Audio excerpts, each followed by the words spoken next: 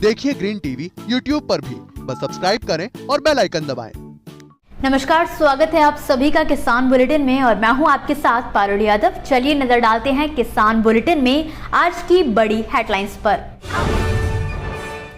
फसल बीजों पर मिलने वाली सब्सिडी में होगा इजाफा, बीज विनिमय योजना के अंतर्गत रखा गया प्रस्ताव। मौसम को देखते हुए पूसा के वैज्ञानिकों ने जारी की एडवाइजरी, किसान भाई बहन इन बातों का रखें खास ख्याल। किसानों की तकदीर बदलेगी ड्रैगन फ्रूट की खेती, 50% अनुदान दे रही है सरकार। ग्रीन टीवी अपने प्यारे दर्शकों के लिए मना रहा है ग्रीन परिवार महीना, जिसमें ग्रीन टीवी से जुड़े दर्शकों को हर हफ्ते मौका दिया जा रहा है एक शानदार एंड्रॉइड मोबाइल फोन जीतने का। इसके लिए ग्रीन टीवी की वीडियोस को ज्यादा से ज्यादा शेयर और लाइक करने वाले किसानों और दर्शकों को सिर्फ अपने द्वारा शेयर और लाइक किए गए वीडियोस का स्क्रीनशॉट लेकर हमारे व्हाट्सएप नंबर पर भेजना है। हमारा व्हाट्सएप नंबर है 9540300003। हफ्ते भर में जिस भी दर्शक द्वारा ज्यादा से ज्यादा वीडियोस को लाइक और शेयर कराया जाएगा उन्हें न सिर्फ एक अच्छा मोबाइल फोन ग्रीन परिवार की तरफ से तोहफे में दिया जाएगा, बल्कि उन्हें ग्रीन टीवी के प्लेटफॉर्म पर आने का मौका भी मिलेगा।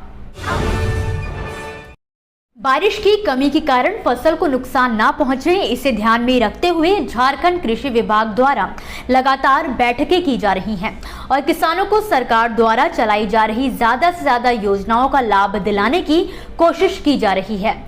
इसी कड़ी में झारखंड की कृषि निदेशक निशा उरांव ने हाल ही में एक बैठक कर राज्य में चल रही तैयारियों का जायजा लिया। इस दौरान उन्होंने कहा कि किसानों को हुए फसल नुकसान की भरपाई के लिए कम अवधि वाले सूखा रोधी किस्मों के बीज की बुआई और सूखा रोधी तकनीक को राज्य भर में प्रोत्साहित करने के लिए विशेष कृषक गोष्ठी का आयोजन किया जा रहा है। साथ ही उन्हें धान की विभिन्न किस्में सहभागी IRS 64, DRT, वंदना बिरसा विकास धान इत्यादि के बारे में बताया जा रहा है, ताकि किसान देर से भी बारिश शुरू होने पर धान की पैदावार हासिल कर सकें। राज्य में किसानों को बीज विनिमय योजना के अंतर्गत 50% सब्सिडी उपलब्ध कराई जा रही है। बैठक में प्रस्ताव दिया गया है कि 50% की सब्सिडी को बढ़ाकर 75% तक किया जाए।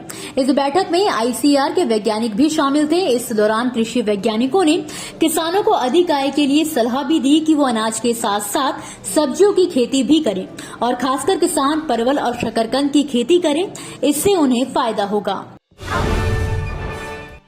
बीते एक हफ्ते से मौसम सुहावना बना हुआ है। लगातार रुक रुक कर हो रही बारिश से किसानों के चेहरे खिले हुए हैं। इस बीच मौसम विभाग और कृषि वैज्ञानिकों द्वारा भी फसलों की देखरेख व किसानों की सहूलियत के लिए एडवाइजरी जारी की जा रही है, ताकि किसानों को मौसम के चलते किसी भी तरह के नुकसान का सामना न करना पड़े।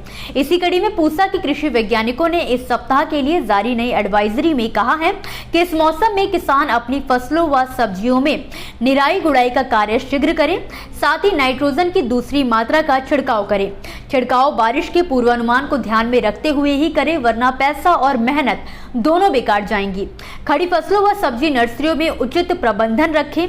दलहनी फसलों व सब्जी नर्सरियों में जल निकास की उचित व्यवस्था करें। किसानों की धान की नर्सरी तैयार है तो धान की रुपाई प्राथमिकता के आधार पर करें। रुपाई करते समय ऊपर से 2 से 3 इंच पत्तियों को काट दें।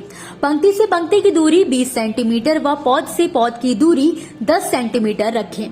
और इतना ही नहीं, वर्तमान मौसम को ध्यान में रखते हुए किसान मक्का की बुआई मेड़ों पर करें। संकर किस्में AH 421 व AH 58 के साथ ही उन्नत किस्में पूसा कंपोजिट 3, पूसा कंपोजिट 4 के साथ ही अन्य संकर किस्मों की बुआई शुरू कर सकते हैं।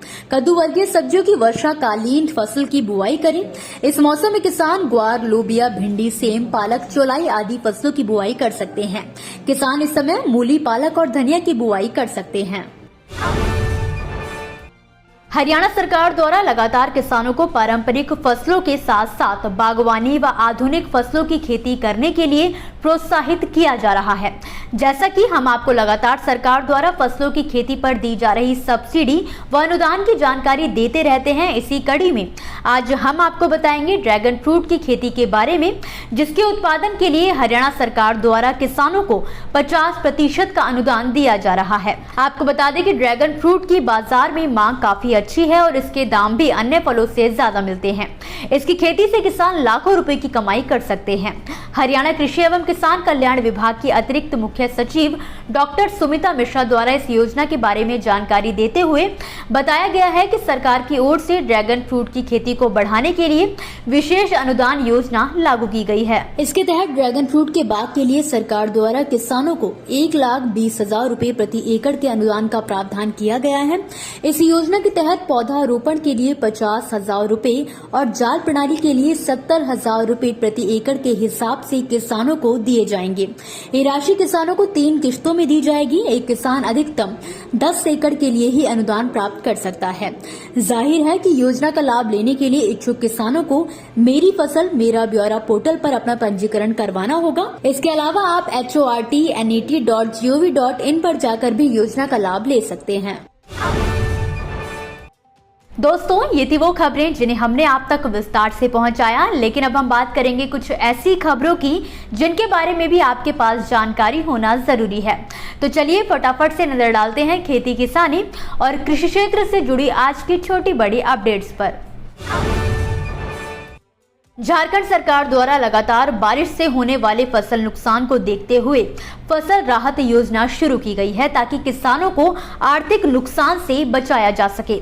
योजना के तहत जिन किसानों को 30 से 50% तक नुकसान हुआ है उन्हें प्रति एकड़ 3 से 5,000 रुपए दिए जाने का प्रावधान है, जबकि 50% से अधिक के नुकसान पर किसानों को प्रति एकड़ 4,000 रुपए का मुआवजा दिया जाएगा।